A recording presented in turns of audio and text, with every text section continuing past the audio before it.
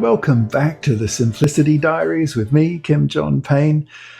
This week I wanted to mention a very simple little topic, really, and one that might seem a bit obvious, so apologies if it does ahead of time.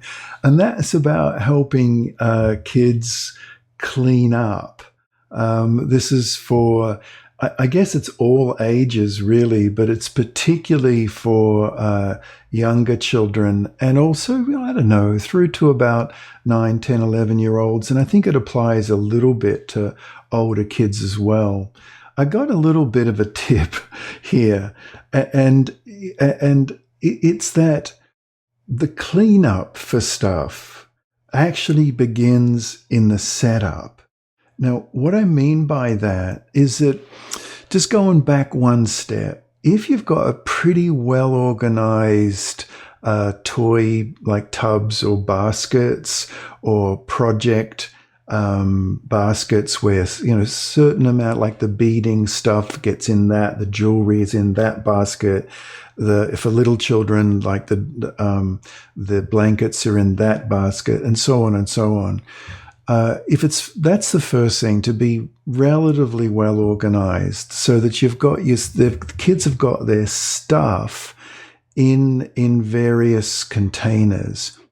I'm a big fan of that, actually, because it helps a child feel my world is organized.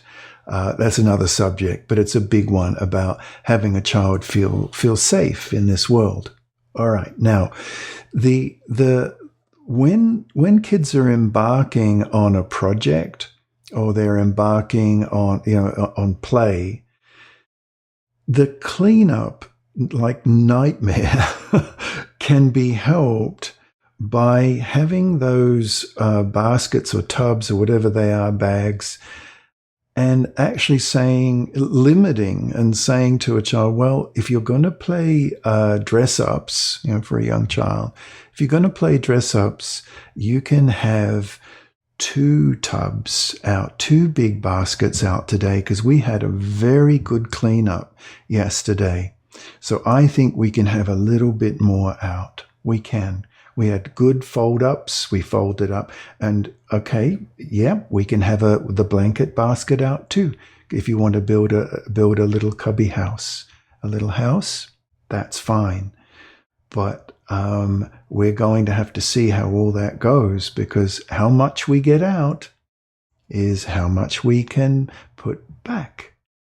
And it's sort of as simple as that. And it's calibrating the get-outs with the put-aways and being very explicit with children about it. And they might not like it. I get it. They might not like it. But if a 11-year-old, for example, left project stuff all over the kitchen table, then the next time they want to do a project, you're going to limit the amount of stuff, because clearly it went beyond their ability to pack it up. Now, there was I think it was a Soviet, way back, educational theorist, Leon Vygotsky, called ZPD, Zone of Proximal Development. And his whole theory was that development has to be, as the name suggests, proximal. So if a child, if it's too hard, then they're going to push back, against cleaning up, because it's outside their zone of proximal development. If they don't have enough play equipment out, they're going to get bored, because they possibly could go a little bit further. It's a little bit like the flow principle, like having a child be in flow. This is a University of Chicago professor called Mihai Csikszentmihalyi. Try spelling that one. Look it up. It starts with a C, by the way, Csikszentmihalyi.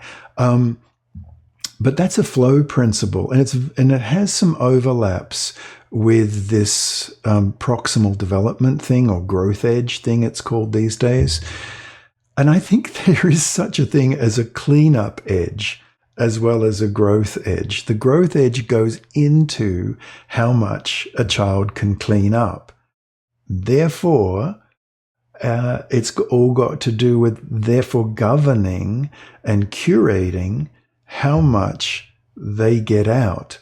And if they get stuff out, and with just a normal amount of help from you, they can put it back, then keep them at that for a wee while until they get comfortable with that and they know just what to do. And then they can get a little bit more out and see how that goes. One of the ways to judge it is how much you have to personally get involved in the tidy up.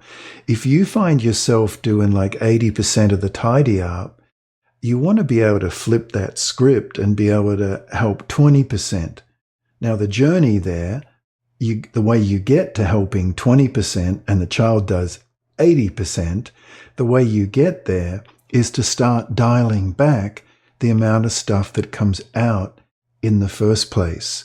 And you can do that more easily if things are organized in categories, if they're organized in tubs and baskets, because you can just simply say, oh, no, the second blanket basket can't come out today, love. We need to be able to do all the fold-ups with just one blanket basket and the silks.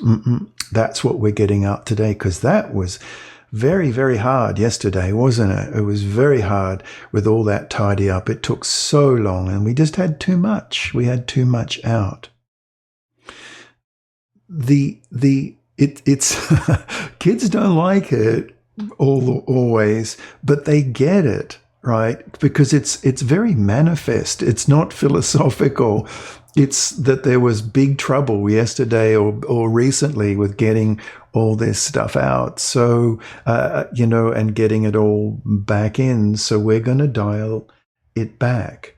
And I think overall, when a child can self-manage and put their things back, and with some little bit of help, 20% help maybe, around about that, I think is optimal.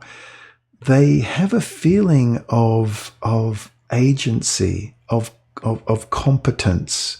And that's a really big payoff for this. I mean, there is one big advantage is that we don't have these nightmarish cleanup scenes where a child's just laying in the middle of this unbelievable mess, just laying and saying, I can't, no. And you get that noise, and you say, well, you got it all out. And fact is, they did. It's true. But we should have been there. We can be there with how much they get out. And if they get less stuff out and they can pack it up, 70, 80%, it's all them, then there's this feeling of, you know what, I'm competent. And that feeling of I am competent is what children need to develop the frontal lobes, that the thinking brain, the executive brain.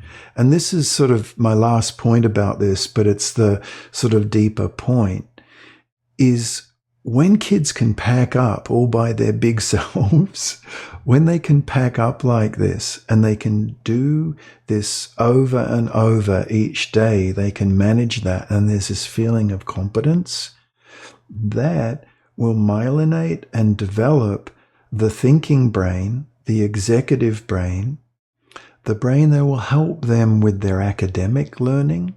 Because you think about it, if they're 16 years old now or 24 years old and they're in grad school or whatever, and they've got to organize a whole big research project as in grad school, or even dial it back to, high school. And they've got to know how much research to do, how much stuff to get out. Because I know this from my own grad school experience. You can go down a research rabbit hole and have so much research now, particularly, with Google Scholar and all these various search engines now. And it's just like getting out too many toys. You come to write your dissertation, and it's like, oh my goodness, there is just way too much stuff. Now dial that all the way back to a 4 or 5-year-old, and there you've got it. Okay, I sure hope that was helpful. Bye-bye for now.